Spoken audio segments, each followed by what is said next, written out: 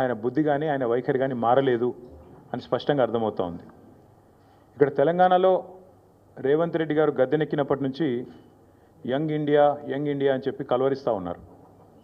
అసలు ఈ young India వెనకాల ఉన్న కథ ఏందో నిన్న ఈడీ కేసు, ఈడీ ఛార్జ్షీటు చాలా వివరంగా చెప్పింది.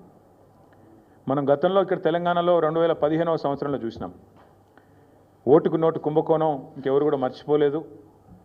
అప్పటి నుంచి రేవంత్ రెడ్డి గారికి బ్యాగ్ మ్యాన్ అనే పేరు కూడా కొత్తగా, అంటే bat man, super man, spider man లాగా బ్యాగ్ మ్యాన్ అనే మంచి పేరు కూడా తెలంగాణలో చాలామంది పిల్లలు పెట్టుకున్నారు. అదేమో ఓటుకు నోటు కుంభకోణం, ఇదేమో సీటుకు రూటు కుంభకోణం. ఇదేదో ఊరికే అనట్లేదు సీటుకు రూటు కుంభకోణం అని. స్పష్టంగా రేవంత్ రెడ్డి గారి గురించి నేను చెప్పడం కాదు, ఈరోజు మంత్రిగా ఉన్న కోమటిరెడ్డి వెంకటరెడ్డి గారే ఓపెన్గా బహిరంగంగా పత్రికా సమావేశంలోనే చెప్పినారు. ఈయన 50 కోట్లు పెట్టి పిసిసి అధ్యక్ష పదవి కొనుక్కున్నాడు అనే మాట ఆ రోజు స్వయంగా ఈనాటి మంత్రి, ఆనాటి ఎంపీ కోమటిరెడ్డి వెంకటరెడ్డి గారు చెప్పిన మాట. కానీ సరే, వెంకటరెడ్డి గారు చెప్పిన దానికి ఆ రోజు ఆధారాలు లేకపోవచ్చు, కానీ ఈరోజు ఆధారం ఉంది అంటూ ఎన్ఫోర్స్మెంట్ డైరెక్టరేట్ వారు ఛార్జ్షీట్లో స్పష్టంగా ఎవరు డబ్బులు ఇచ్చారు, ఏ పొజిషన్ అమ్ముకున్నారు, ఎన్ని డబ్బులు ఇచ్చారో కూడా స్పష్టంగా చెప్తా ఉన్నారు. ముందేమో ఆనాడు పిసిసి కోసమేమో సూటుకు, ఆనాడు పిసిసి పదవి కోసం బ్రహ్మాండంగా ఆ రోజు డబ్బులు ఇచ్చి 50 కోట్లు ఇచ్చి తెచ్చుకున్నారని వాళ్ళ కాంగ్రెస్ నాయకులు చెప్పిన మాట. ఈరోజు ఢిల్లీకి ఇప్పటికి కూడా జరుగుతూ ఉన్నది ఏమంటే, తెలంగాణ అనేది కాంగ్రెస్ పార్టీకి ఒక ఏటీఎంగా మారిపోయిన మాట వాస్తవం. ఎప్పుడు డబ్బులు కావాలి అని కాంగ్రెస్ పార్టీ వాళ్ళు అనుకుంటే అప్పుడు పెద్ద ఎత్తున డబ్బులు అందిస్తూ తన పదవిని కాపాడుకుంటూ ఉన్నారు రేవంత్ రెడ్డి గారు. ఇవాళ ఓటుకు నోటు జరిగినప్పుడేమో రేవంత్ రెడ్డి గారు ఒక ఎమ్మెల్యే, కానీ ఈరోజు ఈ రాష్ట్రానికి ముఖ్యమంత్రి. కాబట్టి యావత్ దేశం పరువు, యావత్ దేశం ముందు తెలంగాణ పరువు ఇవాళ తీసి పరువు పోగొట్టి, నిజంగా తెలంగాణ ముఖ్యమంత్రి అంటే ఇట్లాంటి వ్యక్తి అనే పరిస్థితి ఇవాళ కనబడుతూ ఉన్నది. గతంలో యడ్యూరప్ప గారు కర్ణాటక ముఖ్యమంత్రిగా ఉన్నారు. ఇది నేను చెప్పేది 2020వ సంవత్సరానికి సంబంధించిన అంశం.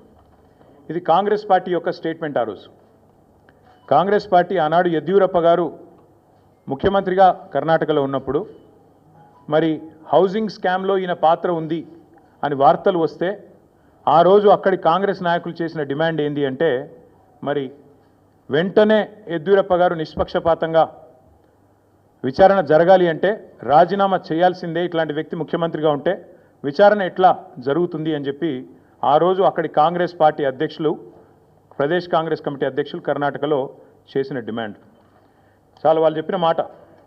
The Karnataka Congress on Thursday demanded that Karnataka Chief Minister B.S. Yediyurappa either resign or be sacked to ensure a fair investigation against him in 2019 corruption case.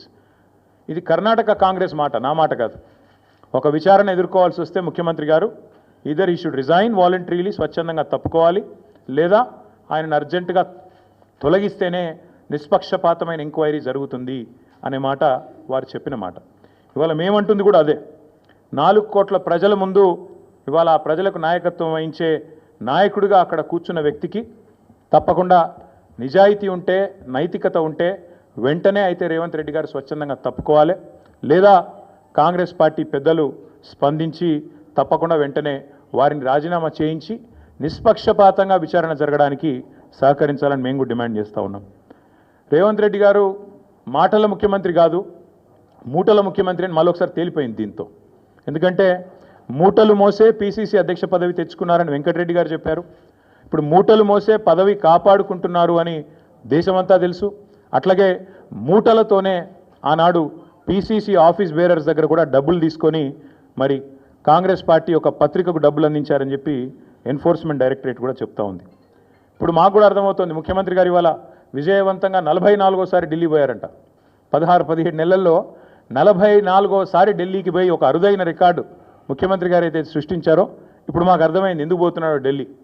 చీకట్లో బీజేపీ పెద్దల కాళ్ళు పట్టుకోవడానికి, అయ్యా నా మీద కేసు లేకుండా చేయండి, నన్ను జైల్లో వేయకండి, ఎన్ఫోర్స్మెంట్ డైరెక్టరేట్ వాళ్ళతో ఒక మాట చెప్పండి అని చీకట్లో నిన్న రాత్రి పోయి అమిత్ షా గారి కాలు పట్టుకోవడం, బయటికి వచ్చి మాత్రం పెద్ద పెద్ద పోజులు కొట్టడం రేవంత్ రెడ్డి గారు మరి ఏం చేస్తున్నారో ప్రజలకు కూడా అర్థమై ఉండాలి. 44 సార్లు ఢిల్లీ ఎందుకు పోతున్నారో స్పష్టంగా అర్థమై ఉండాలి.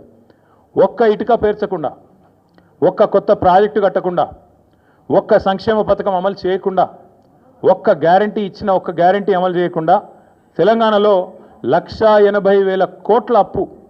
ఆ డబ్బులు ఎక్కడ పోతున్నాయో ఇప్పుడన్నా మరి తెలంగాణ ప్రజలకు అర్థమవుతుందని నేను అనుకుంటా ఉన్నా.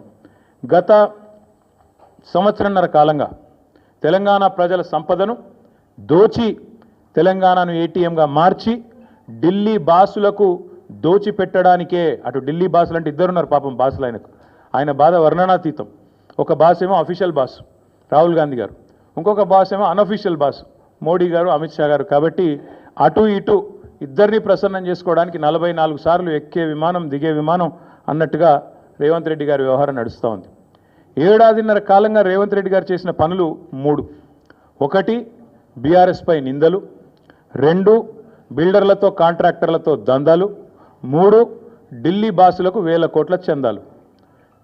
మాకు బీఆర్ఎస్ మీదనేమో నిందలు, బిల్డర్లు కాంట్రాక్టర్లతో దందాలు, ఢిల్లీ బాసులకేమో 1000 కోట్ల చందాలు. ఇది నిజంగా సిగ్గుచేటు. ఒక ముఖ్యమంత్రిగా ఆనాడు ఎమ్మెల్యేగా ఆబాస్ పాలైన రేవంత్ రెడ్డి గారికి బుద్ధి వచ్చిందేమో అనుకున్నాం.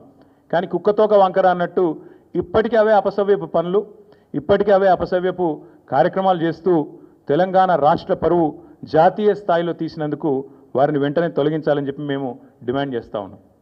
రాహుల్ గాంధీ గారు అన్ని విషయాల్లో మాట్లాడతారు, ప్రతి విషయంలో మాట్లాడతారు. పాకిస్తాన్ గురించి మాట్లాడతారు, బంగ్లాదేశ్ గురించి మాట్లాడతారు, ఇంకేదో మాట్లాడతారు. మరి నేషనల్ హెరాల్డ్ కేసులో మీ ముఖ్యమంత్రి గారిని ఛార్జ్ షీట్లో చేరిస్తే why is Rahul Gandhi not responding? Why is he not talking? Why is Mr. Rahul Gandhi silent on this issue? Please respond. One of your chief ministers along with you has been named in the charge sheet. You are accused 1 and accused 2, and your CM, your chief minister of Telangana, and also the deputy chief minister of Karnataka have been named as people who facilitated money transactions into National Herald and Young India account. ఖచ్చితంగా అడుగుతున్నాం, రేవంత్ రెడ్డి గారు ఎందుకు మౌనంగా ఉన్నారు? మాకు అనుమానం ఎప్పుడు వచ్చిందంటే ఈయన జపాన్ పర్యటన అని చెప్పి ఇక్కడికి వెళ్ళి తప్పించుకోపోయినప్పుడు అనుమానం వచ్చింది మాకు. ఆ రోజు జపాన్ అని చెప్పి జపాన్లో ఎవరో ఈయన పిలిచినట్టు ఉరికిండు. చూస్తే కరెక్ట్గా అప్పుడే ఈడీలో A1 A2గా రాహుల్ గాంధీ గారిని, సోనియా గాంధీ గారిని పెట్టారు. దేశంలో ఉన్న కాంగ్రెస్ నాయకులు అందరూ స్పందించారు. కానీ రేవంత్ రెడ్డి గారు ఈ రోజు వరకు ఒక్కసారి కూడా నోరు విప్పలేదు. ఆ రోజు ఎందుకు అనుకున్న వాళ్ళకి ఇవాళ సమాధానం దొరికిందని నేను అనుకుంటా ఉన్నా. ఎందుకంటే రేవంత్ రెడ్డి గారికి తెలుసు ఈ కేసులో ఆయన కూడా ఉన్నాడు, సహజంగానే ప్రభుత్వంలో ఉన్నాడు కాబట్టి ఇంటెలిజెన్స్ వ్యవస్థ ఉంటుంది కాబట్టి ఆయనకు సమాచారం ఉంది ఈ కేసులో మీరు కూడా ఉండబోతున్నారు అని చెబితే అప్పటి నుంచి ఇప్పటివరకు నోరు తెరవలేదు.